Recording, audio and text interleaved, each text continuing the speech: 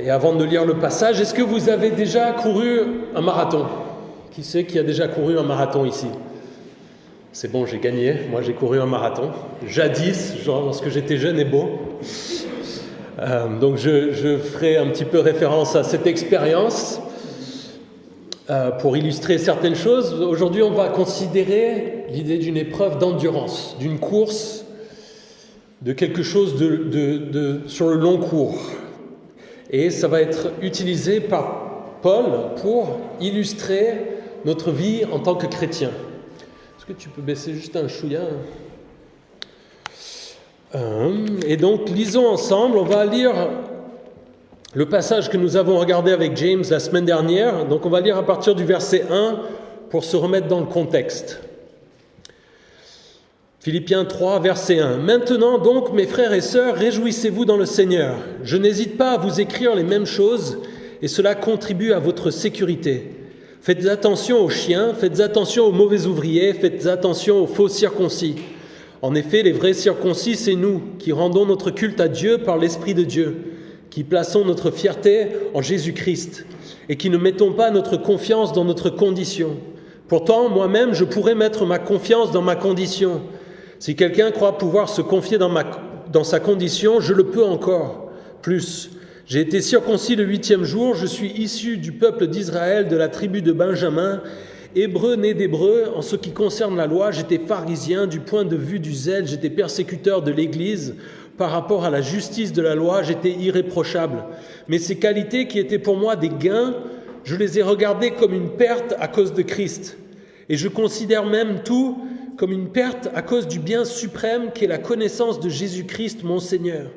À cause de lui, je me suis laissé dépouiller de tout et je considère tout cela comme des ordures afin de gagner Christ et d'être trouvé en lui, non avec ma justice, celle qui vient de la loi, mais avec celle qui s'obtient par la foi en Christ, la justice qui vient de Dieu et qui est fondée sur la foi. Ainsi, je connaîtrai Christ, la puissance de sa résurrection et la communion à ses souffrances en devenant conforme à lui dans sa mort, pour parvenir d'une manière ou d'une autre à la résurrection des morts. Ce n'est pas que j'ai déjà remporté le prix ou que j'ai déjà atteint la perfection, mais je cours pour tâcher de m'en emparer, puisque de moi aussi, Jésus-Christ s'est emparé. Frères et sœurs, je n'estime pas m'en être moi-même déjà emparé, mais je fais une chose, oubliant ce qui est derrière et me portant vers ce qui est devant, je cours vers le but pour remporter le prix de l'appel céleste de Dieu en Jésus-Christ. Nous tous donc, qui sommes mûrs, adoptons cette attitude, et si vous êtes d'un autre avis sur un point, Dieu vous éclairera aussi là-dessus. Seulement là où nous en sommes, marchons dans la même direction et vivons en plein accord. Amen. Dans le passage qui précède, et ce que nous avons regardé la semaine dernière, il est important de le regarder parce que Paul écrit dans ce contexte, c'est une lettre, et les choses se suivent. Et nous avons vu avec James la frustration de Paul avec les judaïsants, avec ceux qui voulaient mériter leur salut en respectant la loi, et notamment les juifs. Et Paul a expliqué que c'était des bêtises. Et il a expliqué que lui, s'il y avait quelqu'un qui pouvait se satisfaire de son obéissance à la loi pour être sauvé, lui était de ceux-là. Et une fois qu'il a rencontré Jésus, il s'est rendu compte que tout ça n'avait aucune valeur. Il a même utilisé un mot très fort. En gros, il dit, tout ça, c'est de la bouse. Pour pas dire plus, il dit ça n'a aucune valeur pour être sauvé. Et Paul nous explique en fait que ces valeurs s'étaient inversées. Ce qu'il pensait avant être important pour lui, pour son salut, avait perdu de l'importance quand il le comparait au fait de vivre pour Jésus et de suivre Jésus. Et c'est intéressant, on n'y pense pas toujours, mais Paul avait tout perdu. Et on en a parlé la semaine dernière, ses amis, ses collègues, son travail, sa maison, son influence, son statut, ses affaires. C'était quelqu'un de super important dans la société à Jérusalem, et il avait tout perdu pour Jésus. Il n'avait plus aucune... C'était quelqu'un, tous ses anciens amis ne lui aurait plus adressé la parole, voulait le mettre en prison, etc., etc. Et il dit, maintenant je me satisfais et je sais que mon salut me vient en Jésus-Christ et je veux être trouvé en Jésus. Mon objectif, c'est qu'on dise, Paul, c'est un disciple de Jésus. C'est ça qui devient important pour lui. Et dans ce passage, donc, que nous avons regardé dimanche dernier, il parle de son passé en grande partie. Et aujourd'hui, dans le texte que nous regardons, les versets 12 à 16, il va parler de son présent et de comment il cherche à vivre sa vie de chrétien. Il va parler de ce qu'il fait au présent. Et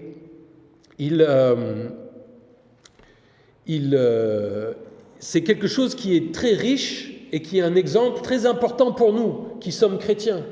De nous dire, Paul, qui dans les passages avant dans Philippiens, nous dit « Vivez en suivant mon exemple ».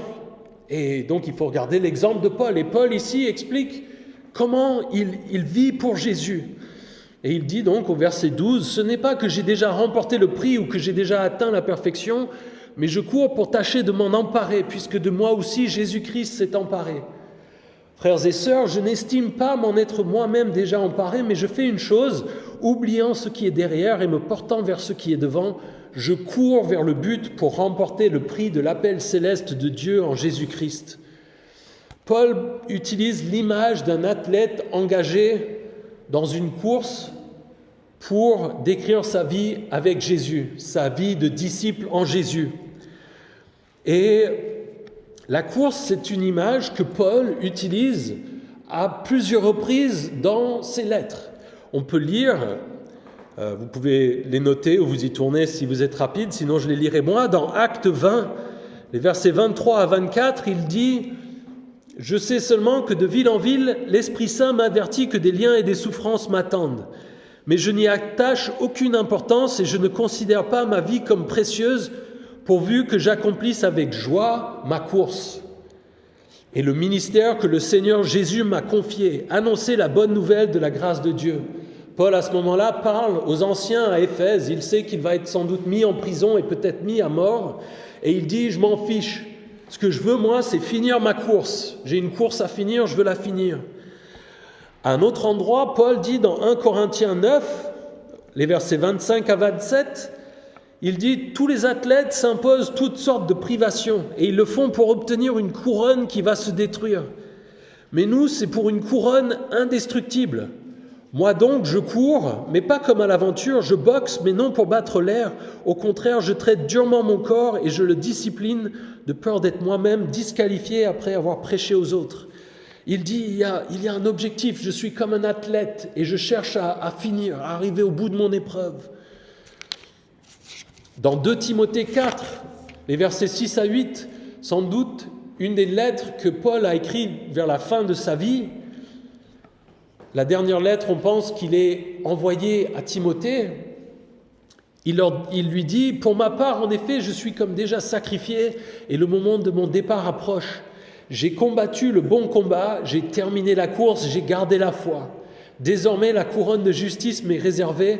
Le Seigneur, le juste juge, me la remettra ce jour-là, et non seulement à moi, mais aussi à tous ceux qui auront attendu avec amour sa venue. » Paul, à la fin de sa vie, lorsqu'il pense qu'il est au point d'être exécuté, il écrit à Timothée et dit « Je pense que j'ai tenu bon là, je suis arrivé au bout, je suis sur le point de passer la ligne d'arrivée et il est déjà à se réjouir. » Et l'auteur de la lettre aux Hébreux, si on regarde Hébreux 12, les versets 1 et 2, si on veut, on ne sait pas exactement qui est l'auteur de cette lettre, mais il nous est dit, nous donc aussi, puisque nous sommes entourés d'une si grande nuée de témoins, rejetons tout fardeau et le péché qui nous enveloppe si facilement et courons avec persévérance l'épreuve qui nous est proposée. Faisons-le en gardant les regards sur Jésus qui fait naître la foi et la mène à la perfection. En échange de la joie qui lui était réservée, il a souffert la croix en méprisant la honte qui s'y est attachée et il s'est assis à la droite du trône de Dieu. Pensez en effet à celui qui a supporté une telle opposition contre lui de la part des pécheurs, afin de ne pas vous laisser abattre par le découragement. On voit donc que l'image de la course, pour illustrer la vie chrétienne, ce n'est pas quelque chose d'isolé. Et je vous demande pardon ce matin si vous êtes là et que vous n'êtes pas forcément sportif, que vous n'aimez pas forcément ça. Ce matin, on va parler de sport et on va considérer cette chose. Et je pense que c'est important en tant que chrétien de méditer à cette idée du sport, méditer la manière dont les sportifs se comportent dans les épreuves sportives pour réfléchir à notre vie en tant que disciples de Jésus. Alors, de quel type de course est-ce que vous pensez que Paul parle ? Est-ce que vous pensez que c'est un sprint ou une épreuve d'endurance ? Quelque chose de long. Moi, je penche plutôt pour l'épreuve d'endurance. Et c'est quelque chose, je pense, d'essentiel en tant que chrétien à comprendre. Que la vie du chrétien, c'est un marathon. C'est une course sur la durée. Ce n'est pas un sprint. Il y a un pasteur américain qui a écrit un livre qui s'appelle « Une longue obéissance dans la même direction ». Et je pense que ça s'applique ici. L'idée, c'est que la vie du chrétien est une vie d'obéissance sur la durée, sur la longueur, que c'est l'idée qu'on continue, qu'on avance vers Jésus avec le reste de notre vie. Et pourquoi je m'attarde là-dessus ? Alors on peut lire une citation traduite à peu près de ce livre. Cet auteur, ce pasteur dit, dans le monde, il y a un grand marché, un grand intérêt pour la vie spirituelle, les choses religieuses, mais il y a peu d'intérêt, il y a peu de désir pour l'acquisition patiente de la vertu, pour le long apprentissage qu'il faut pour la sanctification. On aime bien l'idée parfois d'expérience religieuse, on aime bien l'idée de vivre des choses, des miracles, mais l'idée de dire qu'il faut endurer une épreuve sur la durée, de vivre tous les jours, qu'il pleuve, qu'il vente, qu'il neige, qu'on soit heureux, qu'on soit malheureux, qu'on soit dans l'abondance, qu'on soit dans la difficulté, qu'on soit en bonne santé, qu'on soit malade.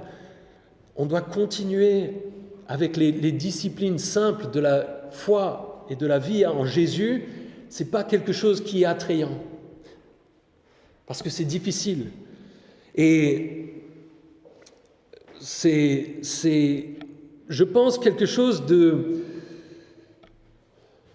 d'important aussi, parce que on a envie que la vie chrétienne soit un truc qui se passe d'un coup.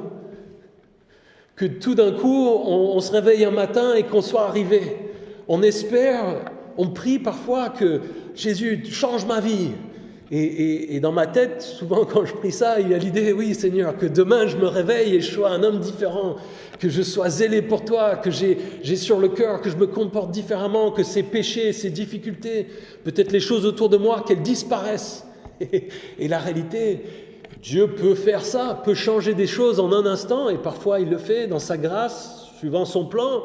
Mais je pense que l'expérience normale du chrétien, c'est une transformation lente, sur la durée, qui nous oblige à développer une discipline, une routine avec Dieu, une relation avec lui, et qui au final nous transforme de manière aussi radicale, mais de manière lente. C'est quelque chose, c'est une croissance, c'est comme une plante qui grandit, c'est pas quelque chose où on met une graine et le lendemain on a un arbre fait. C'est sur la durée, ça pousse, mais à la fin il y a quelque chose de beau et de magnifique. Alors, cette course, qui y participe ? On passe du texte où Paul parle du salut et de la question de comment être justifié, et il parle du fait que ce n'est pas en le méritant, en respectant la loi et en faisant ce genre de choses qu'on arrive à être sauvé. Et on pourrait se dire, c'est quoi cette course ? Est-ce que l'objectif, le terme, il faut qu'on court pour être sauvé ? Non, ici, il est passé à autre chose. Et l'idée, c'est que le salut, c'est quelque chose que l'on obtient gratuitement par la foi en Jésus-Christ. Ce n'est pas quelque chose que l'on mérite, c'est quelque chose que l'on reçoit, que l'on accepte. Et ça, on ne peut pas le changer. Et on ne doit pas essayer d'y rajouter quelque chose. l'œuvre de Jésus pour notre salut à la croix est parfaite et finie, est accomplie. Ça, c'est la base. Et c'est ce que Paul disait dans les versets précédents, et c'était une partie de sa frustration, de dire « il faut que pour être sauvé, il faut ci et ça ». Il dit « non, on est sauvé par la foi en Jésus-Christ, point ». Et ensuite, ce qu'il dit, c'est que par contre, maintenant que je suis en Jésus-Christ, j'ai des choses à faire, j'ai une course à courir. Et donc cette course que décrit Paul, c'est la course que courent les chrétiens, ceux qui sont sauvés. Et si ce matin vous êtes là et que vous n'êtes pas encore chrétien, que vous n'avez pas encore mis votre foi en lui pour être sauvé, je vous encourage à y réfléchir, à prier, à l'envisager, parce que c'est la première étape de la relation avec Dieu. Vous avez un problème du péché et vous avez besoin d'être sauvé. Et par contre, une fois que vous êtes sauvé, on passe dans un stade différent. Donc c'est les chrétiens, une fois que nous sommes sauvés, nous sommes appelés à courir une course. Que nous le voulions ou non, nous sommes engagés en tant que chrétiens à vivre pour Jésus. Et donc le salut, c'est le point de départ de la course, c'est l'entrée. On y entre. Et Paul l'évoque, il dit « Puisque moi aussi j'ai été saisi par Christ ». Une fois que Christ nous sauve, ensuite nous avons une réponse à donner dans la manière dont nous vivons, dont nous obéissons, dont nous le suivons. Et cette course, elle a un objectif. Il y a l'objectif de la sanctification. C'est quoi la sanctification ? C'est le fait d'être saint, c'est le fait d'être mis à part, d'être consacré à Dieu. Et dans l'idée biblique de la sanctification, c'est d'être arrivé au point où nous sommes parfaits en Jésus-Christ. C'est l'idée de ressembler parfaitement à Jésus. Et ça, c'est quelque chose qui ne sera pas atteint pendant notre vie ici sur terre. La Bible nous explique que c'est quelque chose, un objectif qui va nécessiter que nous ne soyons pas soumis au péché, à notre vieille nature, au monde. Et on le voit notamment dans 1 Jean 3, au verset 2. L'apôtre Jean dit « Bien-aimés, nous sommes maintenant enfants de Dieu et ce que nous serons un jour n'a pas encore été révélé. Mais nous savons que lorsque Christ apparaîtra, nous serons semblables à lui parce que nous le verrons tel qu'il est. » Nous n'allons pas arriver pendant cette vie à ce stade de perfection en Christ. Et c'est merveilleux de ce que la Bible nous promet, que si nous sommes à Jésus, que nous le suivons, nous y arriverons un jour. Mais il y a une œuvre et quelque chose qui se passe déjà dans notre vie quand nous venons à la foi en Jésus-Christ. La Bible nous explique que le Saint-Esprit vient dans nos cœurs et que ce travail pour nous changer commence. Et que Dieu commence à travailler dans nos cœurs pour nous rendre semblables à Jésus. Et c'est quelque chose qui va prendre le reste de notre vie. C'est la course. Et c'est aussi l'objectif dans cette course, c'est, il le dit ici à la fin, au verset 14, il dit « Je cours vers le but pour remporter le prix de l'appel céleste de Dieu en Jésus-Christ. » Paul dit que Dieu l'a appelé. Il dit plutôt « Jésus m'a saisi, donc moi je cherche à saisir les choses que je dois saisir. Je cherche à aller attraper ce que je dois attraper. » Il y a l'idée que lorsque nous sommes sauvés, Jésus nous sauve avec des objectifs, avec un plan, avec des choses qu'il veut que nous fassions. Il y a l'idée que nous sommes sauvés, mais qu'il y a des œuvres qu'il a préparées d'avance pour nous, pour que nous les pratiquions, la Bible dit. Et Paul, ici, en fait, les mots qu'il utilise, c'est intéressant quand on se penche dans le texte, dans les détails, et qu'on regarde les commentaires des experts linguistiques sur les textes originaux.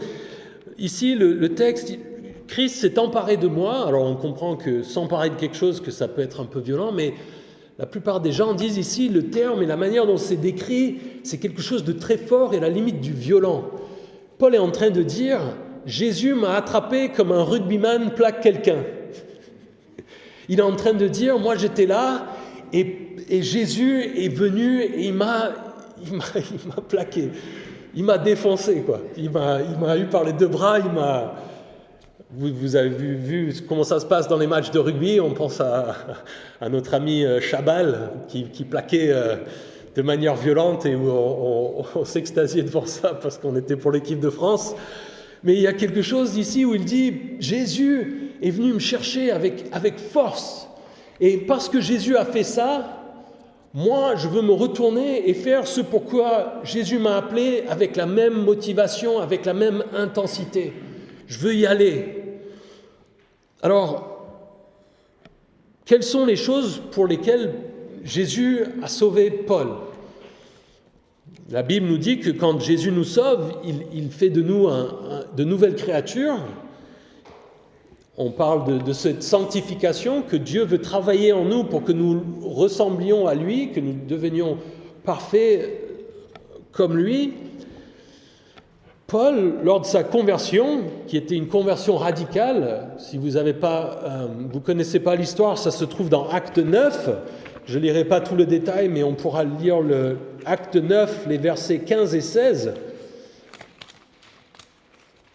Paul était contre les églises et contre les chrétiens. Il les persécutait, il les mettait en prison, il les faisait mettre à mort.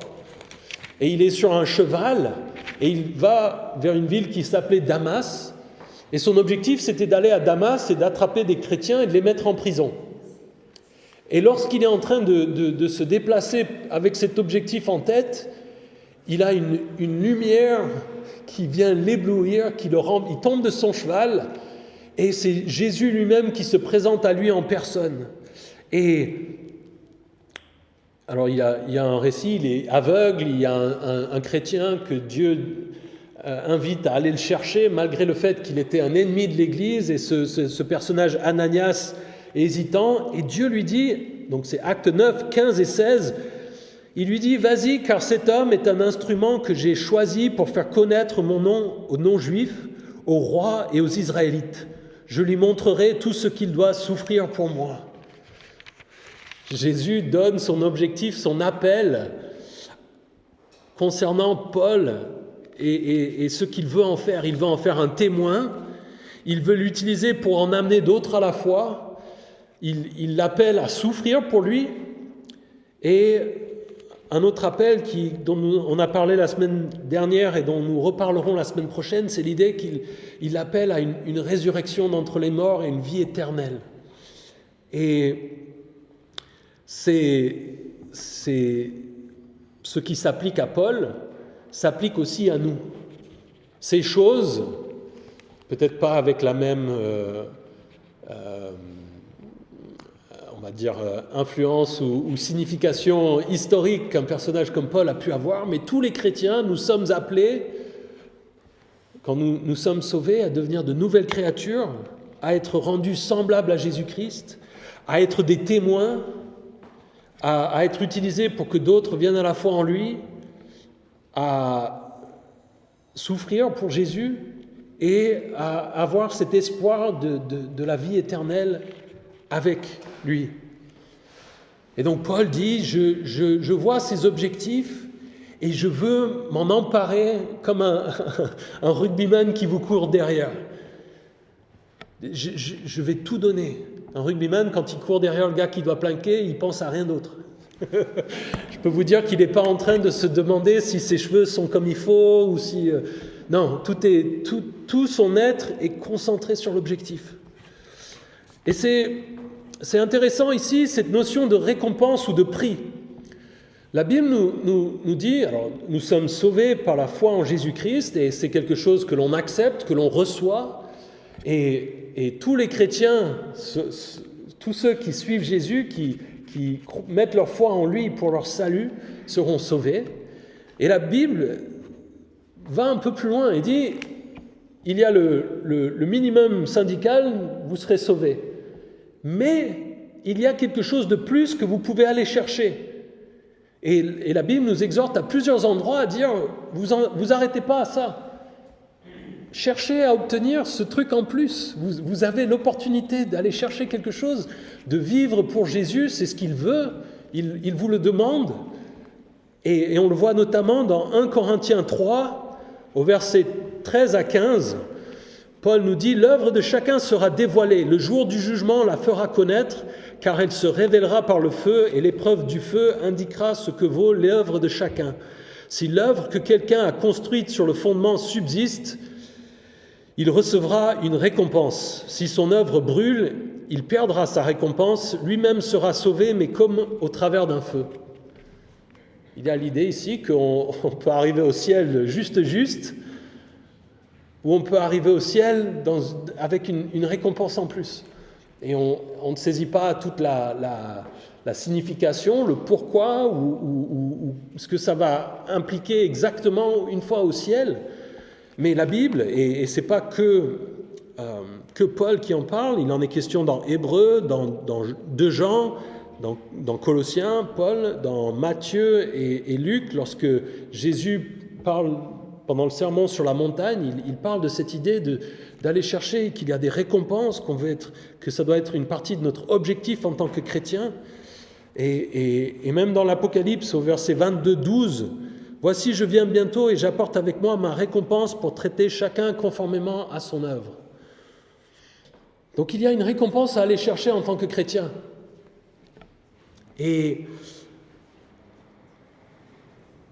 Paul, dans cet objectif, dans ce souhait d'aller chercher ces choses, il n'est pas passif, il est engagé.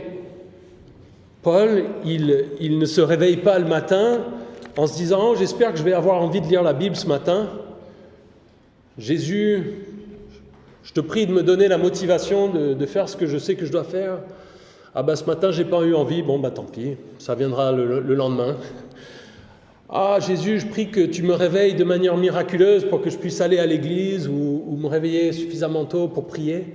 Ah bon, ben c'est pas arrivé, c'est pas de ma faute, tant pis. » Parfois, nous avons cette attitude dans la vie en tant que chrétiens, de dire oui, c'est l'Esprit Saint qui doit le produire en nous, qui doit travailler en nous. Et comme je vous l'ai dit, la sanctification se fait d'avancer, il y a une collaboration. Et nous l'avons vu dans Philippiens 2, au passage un peu plus tôt. Paul disait dans Philippiens 2 au verset 12 « Mettez en œuvre votre salut avec crainte et profond respect. En effet, c'est Dieu qui produit en vous le vouloir et le faire pour son projet bienveillant. » Il y a un équilibre entre le fait de dire « Faites des efforts, mettez en œuvre votre salut » et en même temps, Dieu va produire quelque chose en vous, va pouvoir produire le vouloir et le faire. On a une collaboration avec l'Esprit Saint qui travaille en nous. Mais on est actif. On doit y aller, on doit décider de faire les choses. Et c'est quand on lit les descriptions pour des athlètes de haut niveau, dans la manière dont ils vivent, la discipline auquel ils se soumettent, c'est quelque chose qui est fascinant et qui est inspirant et qui devrait nous faire réfléchir sur comment nous vivons en tant que chrétiens. Souvent, on a un petit peu l'impression que les sportifs de haut niveau, les personnes qui arrivent à un stade d'excellence dans leur domaine, peut-être des artistes, des musiciens par exemple, on se dit, bon, ils sont tombés là-dedans quand ils étaient petits et ils ont eu des capacités naturelles et donc ils sont... ça me rappelle, il y a ce comique, ce personnage de Bryce de Nice qui parle du surf et qui dit « Je suis béni des dieux, voilà tout. » Comme si ce n'était pas de sa faute, comme s'il n'y avait pas d'effort, comme s'il n'y avait pas de travail. Oui, la plupart ont des capacités naturelles à la base, mais si vous allez regarder, j'ai lu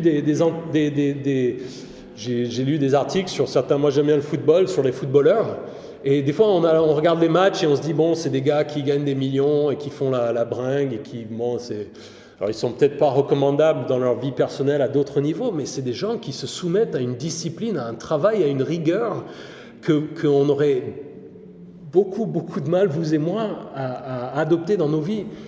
à manger que ce qu'il faut manger, à se coucher à 8 heures le soir pour avoir le sommeil qu'il faut, à peser chaque chose qu'ils vont faire pour savoir si ça aide avec leur discipline, avec ce qu'ils veulent accomplir. Je lisais des choses sur Cristiano Ronaldo, que nous connaissons sans doute, qui a un ego surdimensionné, qui à d'autres regards n'est pas recommandable à mon avis, mais c'est une personne qui est mort, il est mort de faim pour obtenir ce qu'il veut obtenir. Il est prêt à tout mettre de côté. Les récits de ses coéquipiers sont passionnants, qui disent qu'il rentre à la maison, eux, ils ont fait la journée d'entraînement, et lui, il rentre à la maison et il continue à faire de la musculation, des exercices en plus, des choses en plus. Je lisais un truc, il jouait avant pour Madrid, et il est allé à Turin pour une autre équipe. Et lorsqu'il a changé d'équipe, les spécialistes, les préparateurs physiques à Turin ont dit qu'en 6 mois, tous les autres joueurs de l'équipe avaient perdu 3 kilos au moins.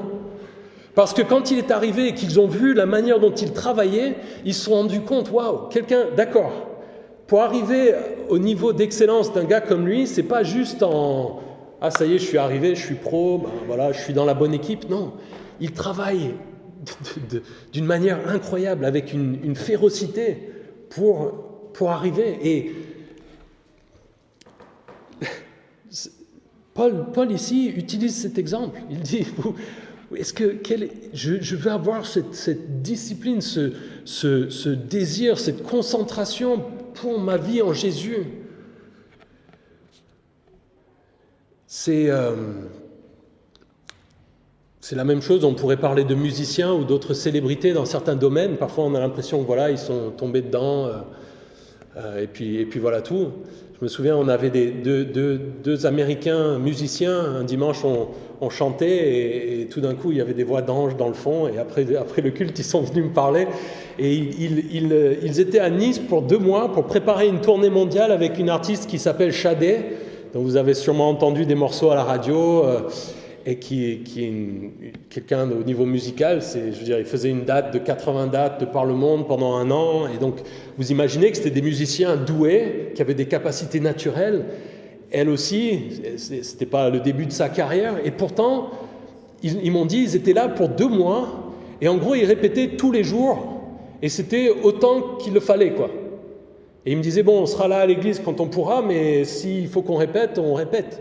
Et donc on voit que des musiciens, parfois nous on voit le produit final, on arrive dans la salle pour la date et on se dit bon, ils sont juste doués, et puis voilà.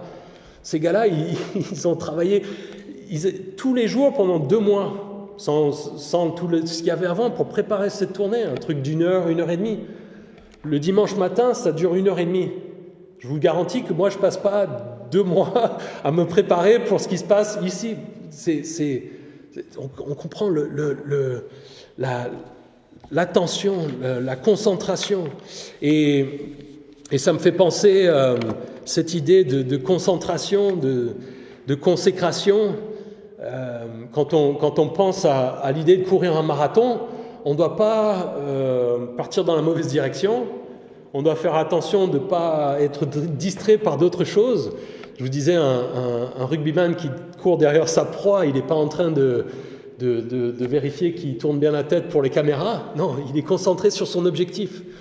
Et il y a plein d'exemples, plein de choses sur lesquelles on pourrait parler par rapport à ça, mais il y a simplement cette idée qu'on doit se concentrer sur la vie en Christ. Il dit, d'ailleurs, il dit, je fais une chose.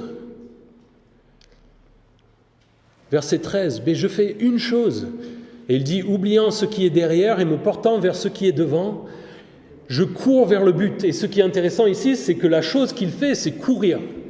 Et le fait d'oublier et de se porter vers l'avant, c'est la manière dont il court. Il dit, « Je fais une chose, je cours. » Il est concentré. Ça me fait penser à un film, une comédie des années 60 qui s'appelait... En anglais, c'était « Those magnificent men in their flying machines », ces merveilleux fous volants dans leurs drôles de machines. Et c'est un film comique où il y a c'est les premiers avions et ils font une course entre Londres et Paris par étapes. Et il y a des caricatures sur les nationalités et les différents personnages.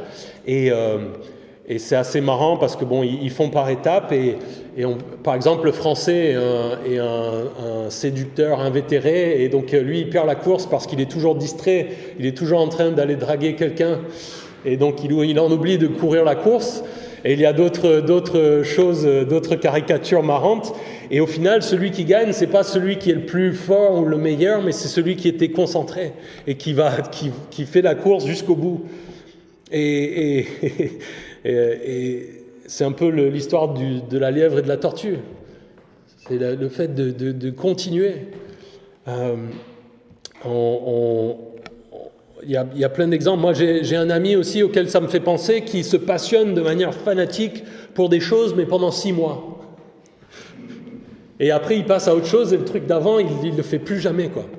Je me souviens, alors il était passé, pendant un moment, c'était la musique, donc pendant un moment, il faisait de la guitare super intense pendant 1 an. Puis du jour au lendemain, il est passé aux percussions. Et donc, il s'est acheté des percussions, des machins, il a fait que ça pendant 1 an. Puis après, il a un peu laissé passer. Puis à un moment, il a eu une période cigare, où il était à fond là-dedans, il lisait les revues, il allait dans les magasins, dans des conférences, dans des trucs. Puis ça s'est passé, puis il était à fond pour le golf, et il faisait que ça tous les week-ends, il passait tout son temps libre, et puis après il est passé à autre chose. Et un gars comme ça, dans un marathon, si vous commencez le marathon, vous dites, allez, je me fais le Niscan, j'y vais. Puis vous dites, puis finalement, la mer est belle, il fait beau, je vais aller me baigner. Puis là, il y a des gens sympas, je vais aller tchatcher avec eux. On n'y arrive pas au bout. Et même si on a couru, peut-être qu'on a fait 1h30 et qu'on a fait 30 km à un rythme de fou,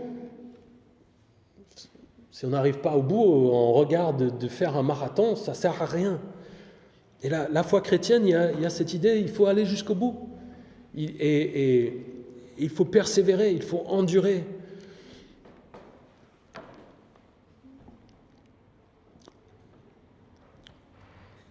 C'est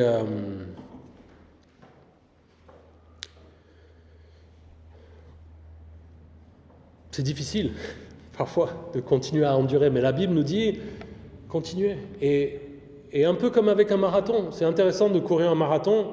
Il y a les pros qui le font en 2 heures, il y a des semi-pros qui le font en 2h30, 3 heures. Moi, à l'époque, jadis, je l'avais fait en 4 heures. Il y en a d'autres qui le font en un peu plus. Mais il y a l'idée que, bon, même si vous y allez finalement très lentement, vous pouvez le faire si vous gardez cette discipline de dire, allez, je continue. Même si je vais peut-être pas vite, peut-être que je n'ai pas l'impression de sauter des gros paliers, je ne suis pas le meilleur, mais je continue. Et je pense que dans la vie spirituelle, dans la vie avec Christ, nous allons être étonnés de voir certains où on se dit, tiens, celui-là, il allait à 2000 à l'heure. Je pensais qu'il allait être... et puis finalement, peut-être, lui, il a vécu un peu pour Jésus, puis il s'en est détourné. Il est revenu en arrière, ou peut-être qu'il a rejeté. Parfois, on peut avoir des gens aussi qui sont super zélés, qui disent « vous n'allez pas assez vite ». C'est pas une bonne chose en tant que chrétien je pense, d'avoir ce genre de propos. Il faut une grâce et une patience, comme on peut l'avoir avec d'autres coureurs lors d'un marathon. Vous savez, les gens au bord de la route qui disent « Allez, continue, tu vas y arriver ». Ce côté, peut-être que tu vas moins vite que les pros, mais c'est pas grave, continue. Tu es dans la bonne direction, tu cours, tu es en train d'avancer, continue. Je me souviens, ça m'a franchement énervé quand j'ai couru le marathon Niscan. Ils avaient organisé en même temps des relais. Donc il y avait des gens qui s'étaient inscrits, qui pouvaient courir à 6, ils pouvaient chacun se faire 7 km. Et donc moi, je faisais les 42, et j'avais mon rythme, j'étais calé. Et puis à 30 km, on commence déjà un peu à souffrir, mais je gardais à peu près mon rythme, j'étais pas trop mal. Et là, il y avait un gars... Et je me dis, oh là là, qu'est-ce que je suis mort, qu'est-ce qui m'arrive, je vais jamais arriver, comment ça se fait qu'il y ait des gars qui arrivent à avancer comme ça? Et je me suis aperçu en fait que c'était des mecs, ils avaient que 7 km à faire, donc eux, ils pouvaient y aller, 7 km c'est facile, ils étaient à blinde, et moi qui faisais les 42, je devais éviter de me faire rentrer dedans, quoi. Et dans la vie chrétienne, l'objectif, c'est pas de faire un petit sprint, c'est de dire on doit aller jusqu'au bout, on doit courir jusqu'au bout. Et par rapport à ces idées de course, d'endurance, il y a l'idée que tout est mesuré par rapport à la course. Il y a cette idée de discipline, on le voit avec les athlètes. Tout ce qu'ils vont laisser les influencer dans leur vie, ils vont le mesurer par rapport à leur objectif. Et on le voit, par exemple, si vous allez, c'est intéressant d'aller sur les sites de coureurs de longue distance, comme ça, les marathoniens ou les ultra-marathoniens, les courses d'ultra-endurance, ou même les trails, ou les choses encore plus longues, où c'est plutôt de la marche en général. Mais vous pouvez trouver des sites où ils vous mettent le poids exact de chaque objet qu'ils vont mettre sur leur corps. Ils vont vous dire, une brosse à dents, ça pèse 2 grammes, et ça pèse 3 grammes, et si vous prenez 2 rouleaux de papier toilette, ça pèse tant, et si vous prenez... Et ils ont des astuces pour éviter de prendre ci ou ça. Vous pouvez juste prendre un bâton au lieu de 2. Votre brosse à dents, vous pouvez couper et juste avoir la partie en brosse, comme ça, vous faites juste comme ça, et ça vous gagne un demi-gramme. Comme ça, vous êtes... Et on se dit, oui, c'est bête, d'accord, c'est marrant, mais... Quand on accumule l'ensemble des choses et qu'au final, ça fait plusieurs kilos, pour ces courses de longue durée, ça a une grande influence. Il y a une course ici de Limone, en Italie, à Menton, il y a 100 km, et il y a 10 000 mètres de dénivelé positif et 11 000 mètres de dénivelé négatif. Et les meilleurs, ils le font en 10-12 heures. J'ai fait là aussi jadis, une moitié de cette course, et j'étais déjà, je crois qu'on l'a fait en 12 heures, la moitié. Donc il y en a qui ont fait le double. Et il y avait des passages où je vous garantis, je ne sais même pas comment ils passent, parce qu'ils doivent être pour faire en 10 heures, ils sont à 10 km/h. Et moi, il y avait des passages dans les collines, je ne sais même pas comment ils faisaient. C'est impressionnant. Mais il y a l'idée que quand on fait une course longue comme ça, vos jambes, le kilo en plus, vous le sentez à la fin. C'est une chose de prendre comme ça une fois 1 kilo et puis 2 kilos, mais si vous devez soulever les 2 kilos 20 000 fois, tout d'un coup, c'est pas la même chose. Et la vie chrétienne, il y a la même chose. Tout ce que nous laissons entrer dans nos vies, tout ce que nous faisons avec notre temps, avec nos moyens, ça va avoir une influence sur notre vie chrétienne sur le long terme. Comment nous passons nos journées, comment nous nous laissons influencer par le monde. Et il y a un exemple qui m'est venu, qui m'a semblé frappant, c'est l'idée du mariage. La Bible nous recommande de ne pas épouser quelqu'un qui ne croit pas en Jésus. Et des fois, on se dit, mais c'est un peu bizarre. Mais si on réfléchit à cette idée que la vie chrétienne est une course, on pourrait dire que épouser quelqu'un qui ne croit pas en Jésus, c'est comme si je vous disais, je vais aller courir un marathon, et en même temps, je vais m'attacher le bras à quelqu'un qui court dans une autre direction. C'est ça. 2 Corinthiens 6, 14, Paul dit « Ne formez pas un attelage disparate ». L'attelage, c'était l'idée de mettre des animaux de trait ensemble pour qu'ils tirent dans la même direction. Si vous allez dans 2 directions opposées, le marathon, vous n'allez pas le finir. Et la vie chrétienne, si on est tout le temps en train de dire je sais que Jésus ne veut pas que je fasse ça, mais je vais le faire quand même. On prend un truc, on prend des choses sur le dos. C'est ce qui est dit dans Hébreux 12, ce que je vous lisais tout à l'heure, 12:1. Rejetons tout fardeau et le péché qui nous enveloppe si facilement et courons avec persévérance l'épreuve qui nous est proposée. Paul dit le péché, c'est comme un filet, un truc qui vient sur nous et on est en train d'essayer de courir et on a un filet sur le... On va pas y arriver. Il dit rejetez le péché tant que vous pouvez, rejetez-le parce que ça vous empêche de courir pour Jésus. Et c'est fascinant de voir que Paul, on sent un mécontentement dans sa progression.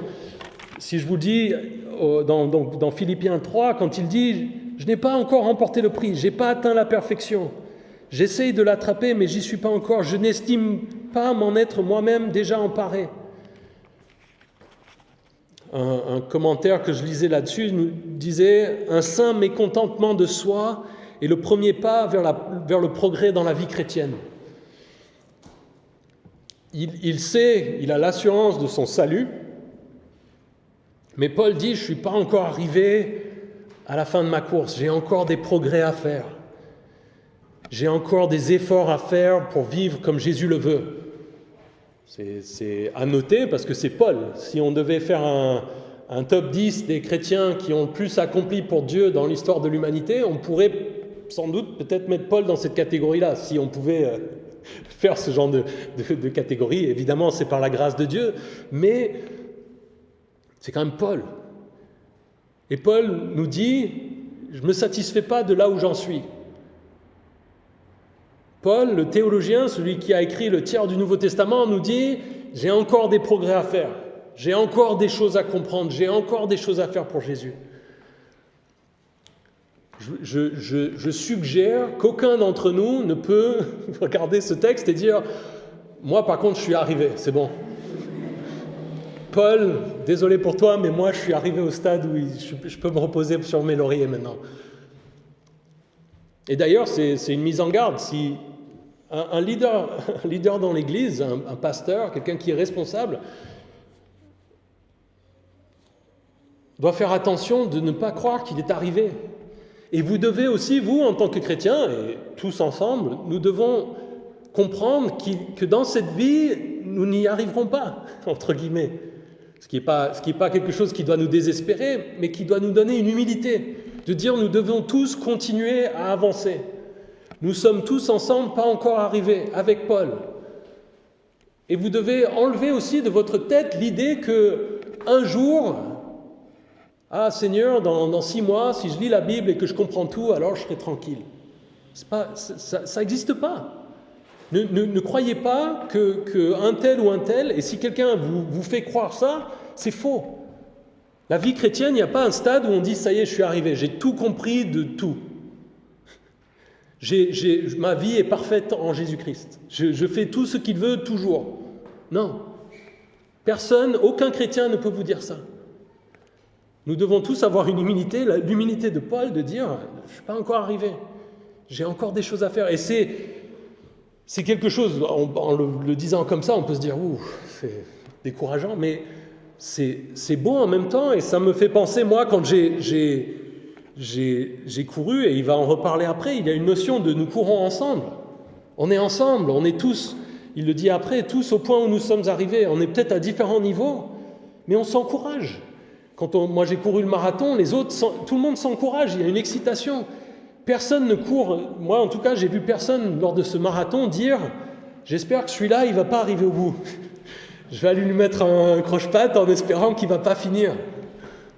Je vais essayer de le bloquer, je vais le coincer contre un mur. » Non, tout le monde est excité à l'idée que tout le monde va arriver. « Allez, on y va, allez viens !» Les gars qui courent mieux, ils sont là, allez viens. J'ai même vu, il y avait des gens qui étaient là avec des gars handicapés. Et ils avaient sur des chaises d'handicapés spéciaux, et il y avait une équipe qui se relayait pour dire « allez, on va l'amener jusqu'au bout du marathon, tous ensemble. » Il y a quelque chose de beau dans cette humilité de comprendre que aucun d'entre nous n'est arrivé. Et nous avons tous à encore avancer. Et il dit aussi, oubliant ce qui est derrière. Quand on court un marathon, on ne se souvient pas trop des choses avant, et c'est d'ailleurs pas une très bonne idée de passer son temps à réfléchir à ce qu'il y avait avant, parce qu'on doit faire attention des obstacles, de comment on court, de ce qui est devant nous. Et d'ailleurs, c'est intéressant, moi je sais, le marathon, j'ai plus trop de souvenirs, mais si vous avez déjà fait une randonnée en boucle, si ça vous est arrivé, ou peut-être un aller-retour, ça m'étonne toujours combien, si je monte par exemple sur un sommet, quand je prends le sentier dans le chemin inverse, à chaque fois je me dis comment ça se fait que je me souviens de rien. Tout ce sentier, je suis passé là il y a 2 heures et je me souviens absolument pas être passé là. Je me souviens pas de ce truc. Qu'est-ce qui s'est passé quoi? Je pense qu'il y a cette idée que on est concentré dans l'effort d'aller devant. Et Paul dit je vais oublier ce qui est derrière. Et il dit pas qu'on ne va plus pouvoir se souvenir et qu'on ne doit pas apprendre des choses du passé, on doit garder l'expérience et apprendre de ce que nous avons vécu, mais on ne doit pas être affecté, se laisser affecter par les choses du passé dans notre course avec le Seigneur. Alors c'est parfois plus facile à dire qu'à faire, mais pour certains d'entre nous, nous avons peut-être besoin d'oublier des choses de notre passé et de regarder vers l'avant, vers Jésus. Nous sommes peut-être prisonniers de mauvaises expériences, de mauvais traitements, de choses que nous avons subies, peut-être que nous sommes prisonniers de mauvaises habitudes dans notre passé. Ça peut être au niveau collectif aussi, peut-être que nous sommes, en tant qu'Église, peut-être qu'il y a des choses qui viennent du passé. Et ça peut être aussi de bonnes choses, de se reposer sur ses lauriers, de dire « Ah, c'était bien ». Ah oui, il y a 10 ans, j'ai couru un marathon, j'étais en très bonne santé, mais aujourd'hui, qu'est-ce qui se passe ? Il faut regarder vers l'avant. Hébreux 12 nous dit en fixant les yeux sur Jésus. En tant qu'Église, ça peut être de dire, il y a 10 ans, on a fait quelque chose et c'était formidable. Ah, c'était tellement bien avant. On peut être prisonnier de ça. Et dire maintenant, pour tout le reste de notre vie, on va toujours faire pareil. Parce que c'était bien avant. Jésus, c'est pas la vie qu'il veut. Il nous dit, moi, je vous mène où je veux. Et nous, on doit courir derrière lui. Et s'il veut nous amener quelque part d'autre, avec quelque chose de différent, on doit oublier ce qui est derrière et tendre vers ce qui est devant. C'est quelque chose finalement de simple, mais de difficile. Et quelques idées par rapport à l'idée de la course, avant de terminer. Il y a des règles dans la course. Quand on fait un marathon, on ne peut pas demander à son collègue de venir nous chercher en scooter. Je me souviens, on peut trouver les récits des premiers Tours de France où il y avait des tricheurs qui montaient dans les trains ou se faisaient attraper en voiture et ils arrivaient 2 heures avant tous les autres et on se disait mais qu'est-ce qui se passait et donc il y a des titres de Tour de France les premières années où c'est un petit peu contesté le palmarès. Après aussi, il y a eu des contestations d'autres manières avec le dopage et ce genre de choses. Il y a des règles. Quelles sont les règles ? Les règles sont dans la Bible. Jésus nous dit comment il veut que nous vivions. Et nous devons le suivre comme ça. On ne fait pas n'importe quoi. On ne veut pas être disqualifié. Alors la Bible, ça nous permet de connaître Jésus et Dieu, mais ça nous permet de comprendre aussi ce qu'il veut de nous et les règles. Un autre point, dans les courses de longue durée, il faut des ravitaillements, il faut se nourrir. Si vous allez courir un marathon et que vous avez jeûné la veille et que vous ne mangez rien pendant la course, il y a peut-être des athlètes de haut niveau qui peuvent arriver à la fin, mais pour la plupart d'entre nous, on va tomber dans les pommes. On va avoir des problèmes. On ne va pas arriver au bout. Il y a besoin de se ravitailler. Et les courses de longue haleine, souvent, il y a des points de ravitaillement. On doit manger, boire. Dans la vie du chrétien, on a besoin de se nourrir. On a besoin de se nourrir avec la parole de Dieu, de prier, d'être ensemble avec les autres chrétiens, avec des frères et sœurs. C'est une nourriture que Dieu utilise pour nous donner des forces.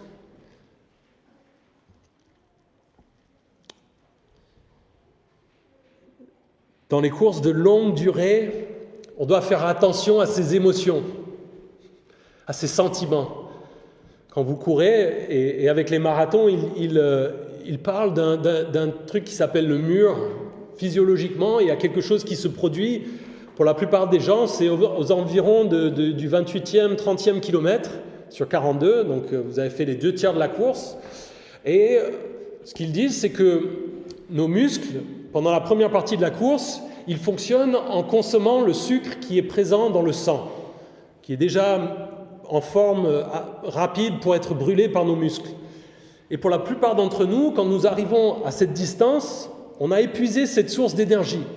Et notre corps change métaboliquement et commence à brûler des graisses. Et en fait, il y a un processus en plus où il doit transformer des graisses en sucre pour que nos muscles puissent à ce moment-là se servir de ces sucres pour faire tourner nos muscles. Et ce que disent la plupart des experts, c'est que ce changement métabolique est assez violent. On a l'impression qu'on est épuisé, qu'on ne va pas y arriver, que tout d'un coup, il y a un mur, quoi, on n'y arrive plus.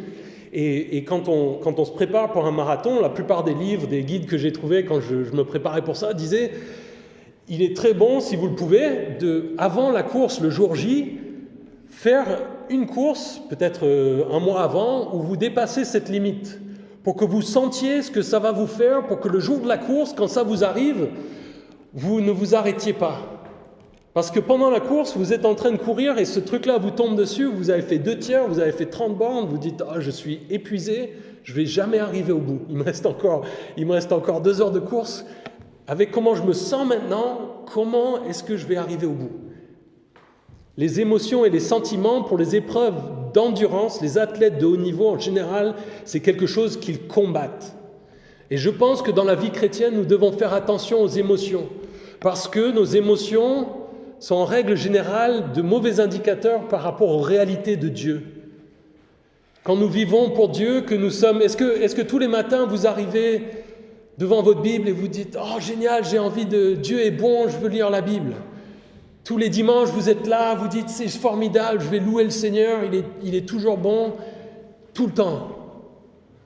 Ou est-ce qu'il y a des dimanches où vous arrivez et vous dites « Je ne sais pas ce qui se passe, Dieu, où tu es, comment tu peux permettre ça ? J'ai pas envie de te chanter, j'ai pas envie de lire la Bible. Est-ce que tu m'aimes ? Est-ce que c'est vrai ? » Ça, c'est nos sentiments, nos émotions que l'ennemi utilise pour nous tenter. Nous devons nous appuyer sur les réalités, sur la vérité de la Bible. Dieu est bon. Et la Bible nous appelle à dire « Je vais me comporter, je vais suivre Jésus en dépit de mes émotions. » Ça ne veut pas dire qu'on lutte avec ça. Mais la Bible, Jésus nous encourage, nous dit « Appuyez-vous sur les vérités qui sont dans la parole de Dieu. Continuez à m'obéir, même si vous ne m'aimez pas, même l'aimez pas, même si le dimanche matin, peut-être vous arrivez là et vous ne comprenez pas. On loue Dieu parce qu'il est bon, pas parce que j'ai le sentiment qu'il est bon. Je loue Dieu parce que la Bible me dit de le louer parce qu'il en est digne. Dieu est bon, c'est ça la vérité, que je le sente ou pas. Dieu me dit de lire la Bible, que je me dise c'est formidable ou pas. Dieu me dit d'obéir. Il y a des réalités, des choses. Paul nous dit courez votre course, avancez, continuez, même s'il y a des moments où vous avez l'impression d'être dans le mur, là, vous ne comprenez pas ce qui se passe et pourquoi. Et on dit Dieu, je vais continuer à t'obéir. On chante, il y a certains chants où on dit je bénirai ton nom. Dans la bénédiction, dans la difficulté, je vais continuer. Et il continue au verset 15, Paul, il dit « Nous tous donc qui sommes mûrs, adoptons cette attitude, et si vous êtes d'un autre avis sur ce point, ou sur un point, Dieu vous éclairera aussi là-dessus. Seulement là où nous en sommes, marchons dans la même direction et vivons en plein accord. »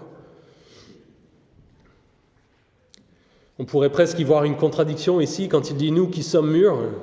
Est-ce que ça veut dire qu'il y en a qui sont arrivés ? Non, mais nous avons compris un certain nombre de choses de base. On le voit avec des athlètes ou des enfants aussi. Les enfants à un très jeune âge n'ont aucune maturité pour comprendre ce qui est essentiel et important pour eux à améliorer. Mais arrivés à un certain stade, ils arrivent à faire une autocritique, de dire « Ah tiens, il faut que je travaille tel ou tel point ». Un enfant, il fait ce que son entraîneur lui dit, mais il ne voit pas forcément les choses. Quelqu'un qui arrive commence à avoir une maturité, commence à se rendre compte et avoir un œil critique sur ce qu'il doit améliorer. Et il y a cette idée de dire on est mûr et donc on va adopter cette attitude, on va courir cette course et on va se concentrer là-dessus. Et un chrétien mûr, d'ailleurs, sait qu'il n'est pas encore parfait, le comprend et a cette humilité de Paul de dire « je ne suis pas encore arrivé ». Paul ici dit « si vous êtes d'un autre avis sur un point, Dieu vous éclairera aussi là-dessus ». Paul avait son avis sur les points, mais il comprend qu'il puisse avoir des différences sur certains sujets, sur certains points.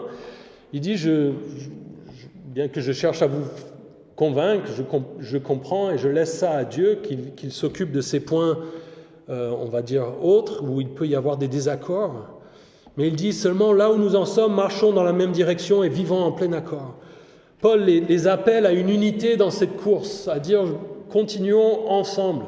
On est peut-être en désaccord sur des points de détail, mais on a cet objectif de finir cette course ensemble. On veut arriver à Jésus, on veut faire ce qu'il veut pour nous.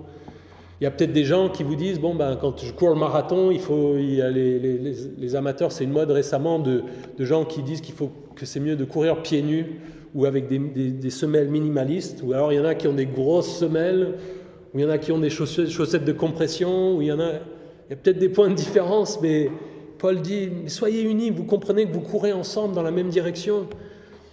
Il y a une communauté là, il dit là où nous en sommes, on est tous, on est à notre niveau, mais on court ensemble vers cet objectif. Et c'est quelque chose d'assez excitant et de formidable quand on court une course comme ça, même les plus courts, si vous avez déjà fait un 10 km ou un semi-marathon ou un marathon, il y a une excitation, comme je vous disais, avec le groupe, de dire « Allez, on va tous arriver au bout ». Et c'est très rare, comme je vous disais, d'avoir quelqu'un qui dit « Je vais essayer de casser les pattes à un gars au milieu ». Paul nous dit « Allez, ayez cette envie de dire on court ensemble ». Marchons dans la même direction, vivant en plein accord, d'accord sur l'objectif à atteindre.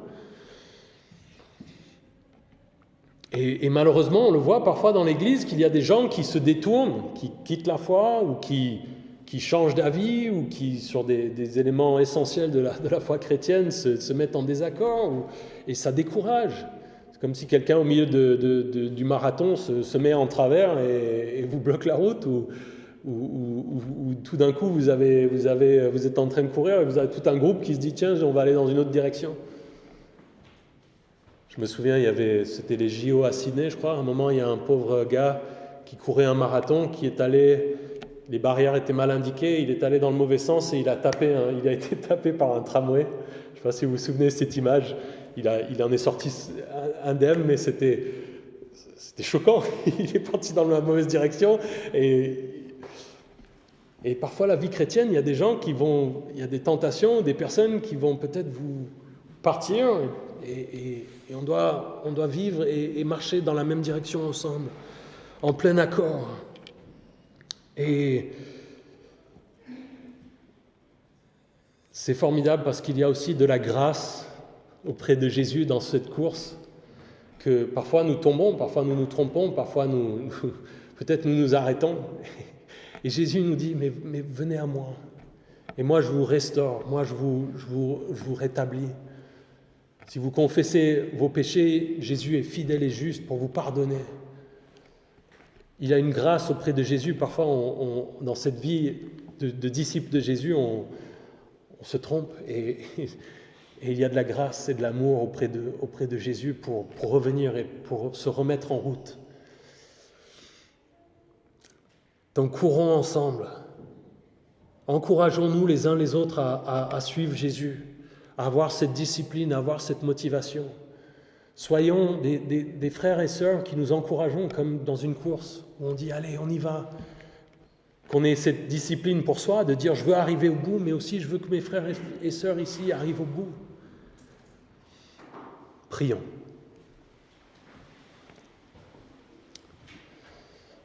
Notre Dieu, merci pour l'exemple de Paul, pour sa vie, pour ses lettres, pour ce que tu lui as transmis. Nous croyons que ces choses ont été écrites sous la direction de l'Esprit Saint et nous croyons qu'elles s'appliquent à nos vies aujourd'hui, Seigneur. Et je te demande de nous aider à vivre pour toi avec cette attitude de Paul, de dire que nous vivons pour toi comme un athlète vit pour courir sa course. Toutes ces choses que nous avons vues, Seigneur, travaille dans nos vies et aide-nous à être responsables aussi à décider de t'obéir et à faire les choses que tu veux que nous fassions, Seigneur.